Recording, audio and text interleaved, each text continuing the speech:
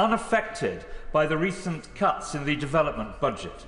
And thirdly and finally, what is the government doing to advance international efforts to protect civilians alongside its pursuit of a ceasefire? Are we to assume the Jeddah process is dead? What discussions has she had with her counterparts in the United States over recent weeks? Minister.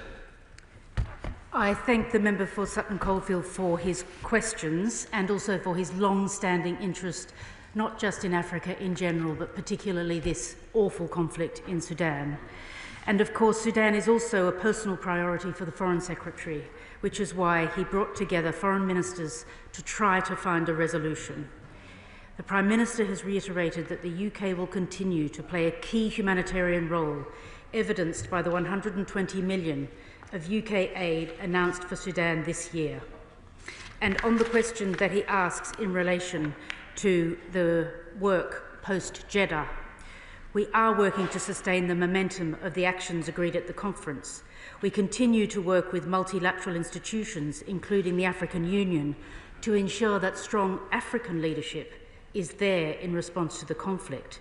We've also joined the EU-convened consultative group on Sudan in June, and we've initiated a Friends of Sudan grouping in Geneva to advance our work on the protection of civilians, because he's quite right to say that international law in this regard places a heavy emphasis on prevention of conflict, prevention of atrocities.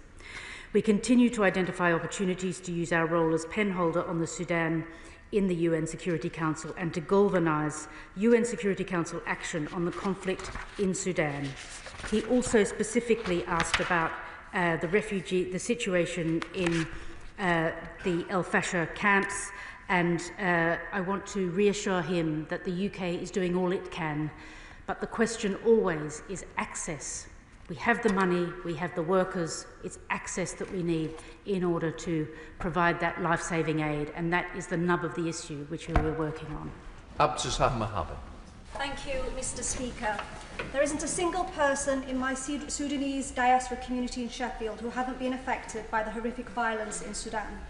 But the most harrowing part for them isn't the regular communication jams, blocking parent from child and brother from sister, or the multiple displacements of millions of the most vulnerable people, or indeed the famine ripping through the population.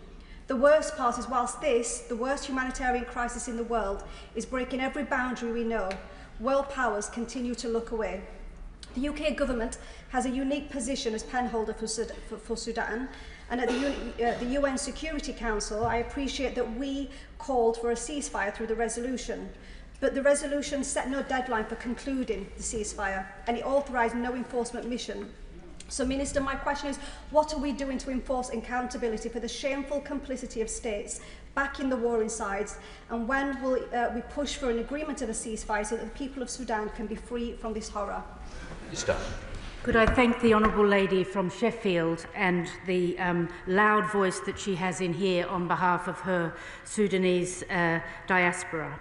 The most important thing that the UK can do to build on the momentum from the London Sudan conference, bearing in mind that we were the first to really have such a conference, is to continue to base our work on the statement from the co-chairs of that important conference, to continue to, as she says, use our role at the United Nations and to work through the new Friends of Sudan grouping in order to keep pushing at the highest level, as she says, using our position on the UN Security Council to galvanise the Security Council action and continue the important supply of aid into the region. Shadow Minister Wendy Moore. Thank you, Mr. Speaker, and thank you for granting this urgent question today. I'm also grateful to my right honourable friend, the member for Sutton Coldfield, for pursuing this too.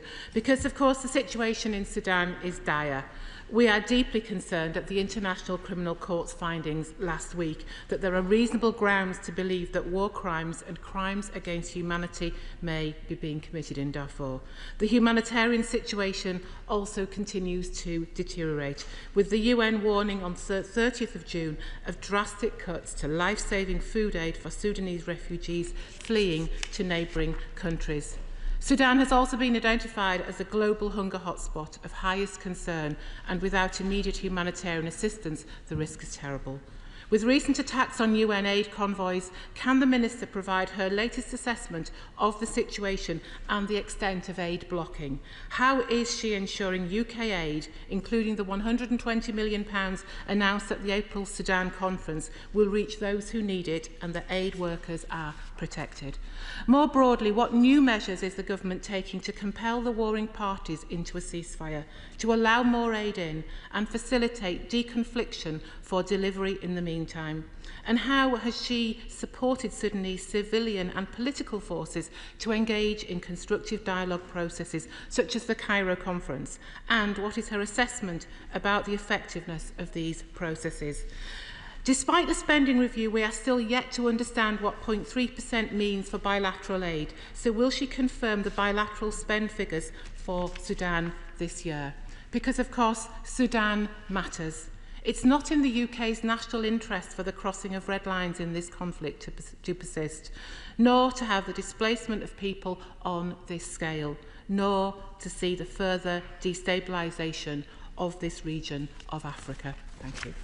Minister. I thank the honourable